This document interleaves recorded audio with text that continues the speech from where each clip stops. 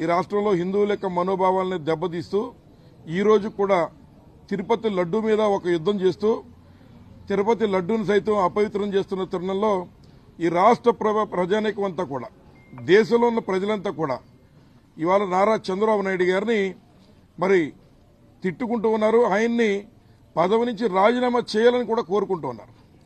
అటువంటి తరుణంలో మరి ఏదైతే వారు చేసిన తప్పుల్ని డైవర్ట్ చేయడం కోసం ఈరోజు అంబటి రాంబాబు గారు ఎవరైతే వాయిస్ ఉండి ఈ తెలుగుదేశం ప్రభుత్వం చేస్తున్న కూటమి ప్రభుత్వం చేస్తున్న తప్పుల్ని ఎండగడుతున్నారో అట్లాంటి వాయిసెస్ ఉన్నటువంటి అంబటి రాంబాబు గారు లేదా జోగి రమేష్ గారు వారి మీద ఏదో కార్యక్రమం చేస్తే వేరు, కానీ ఆ రకంగా కాకుండా వారి ఇంట్లో ఉన్నటువంటి ఆడవాళ్ల మీద ఆటవికమైనటువంటి చర్యలు చేస్తూ దానికి ఇక్కడ ఉన్నటువంటి స్థానికంగా ఉన్నటువంటి ఎమ్మెల్యేలు ప్రాతినిధ్యం వహిస్తున్నారంటే ఇది ముఖ్యంగా మహిళల పట్ల ఈ ప్రభుత్వానికి ఉన్నటువంటి చిత్తశుద్ధి ఏంటో మనకు అర్థమవుతోంది.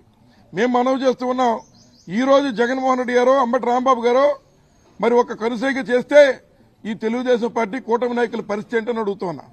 ముఖ్యంగా ఏదైతే వారు ఇక్కడ ఉన్నటువంటి స్థానిక శాసనసభ్యులు మాట్లాడుతూ మాట చెప్తున్నారు, మేమేదో రెండోసారి వస్తే మీకు దారి ఖర్చులు కూడా ఉండవు పరామర్శలు చేయడానికని. ఇవాళ ఆత్మగౌరవంతో ఉన్నాం. జగన్మోహన్ రెడ్డి గారి యొక్క మాట కోసం వేచి చూస్తున్నారు.